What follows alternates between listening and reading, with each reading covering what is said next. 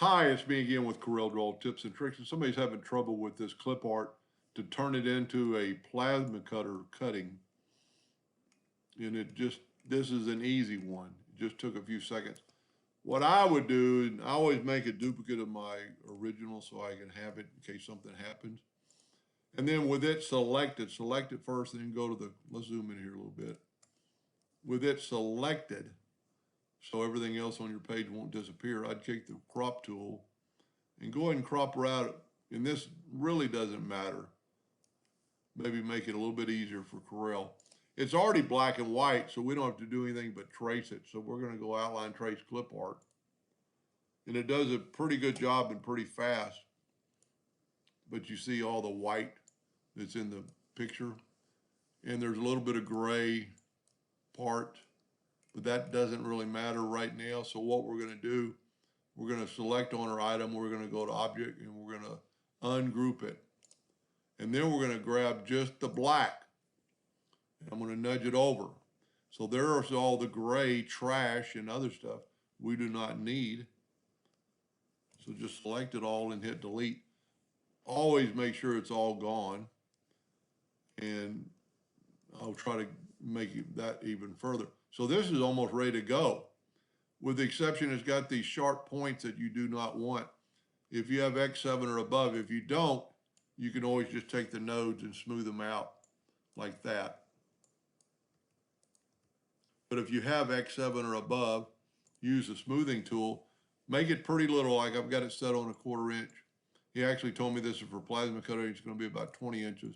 So grab the smoothing tool and like click on your item and like right there, just real quickly, just smooth it out.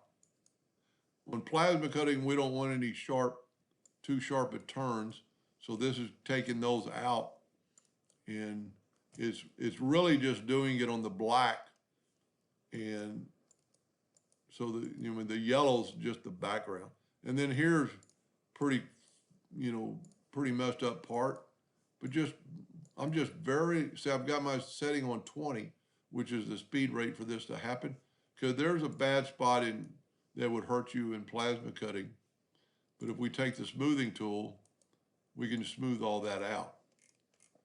You want fluid lines, not too many.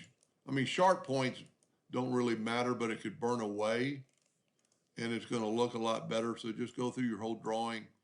And I'm staying on the black. You can't do anything over here because it's not got anything. But if you get on the black and if it doesn't seem like it's working, just click on the black. And you could go through here quite quickly or do it a little bit at a time, each segment. I'm not going to do this whole thing. I'll do a little bit more. Like there's a bad spot, just disappeared. These are like little arrows at the gray for the feathers were in. And like, you could take the shape tool again and like right there, you could delete that node and get it a little rounder. You could play with it. It's going to be your eagle. It's a really good file. Really pretty.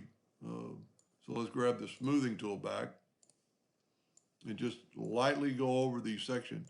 You can just keep your mouse moving. It'll do a good job. But just look at every little corner, every little facet. Like right there is a sharp tip, round it off.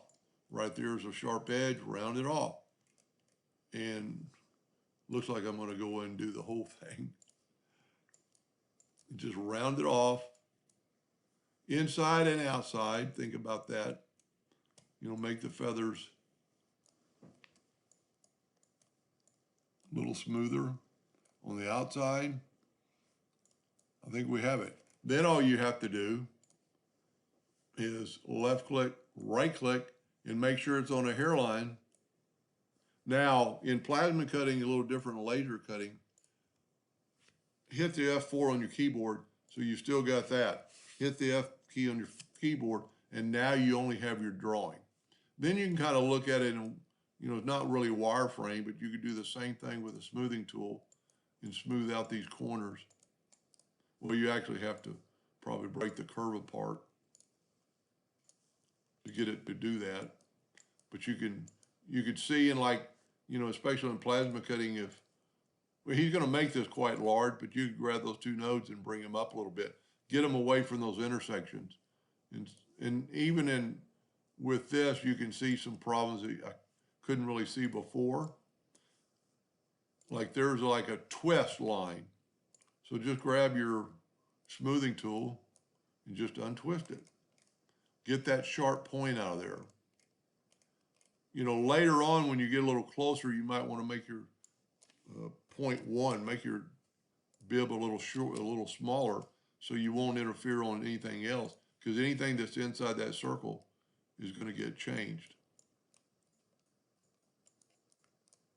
See, I'm not changing anything but that one line. On like that line, I would maybe take the shape tool and grab your handles and make it a little more curved. Like that corner right there. Let's just try deleting it, see what happens. That doesn't look bad. You know, a little bit more with the smoothing tool and you'd be done. You know, like right there. Or even that that little sharp point isn't going to matter too much. You just want to make sure you don't have any places that are circled or going straight back on themselves. Let's make our rate a little faster, and I'll just show you how much faster it does it. I don't like doing it that way. Let's make our bib about 0.2.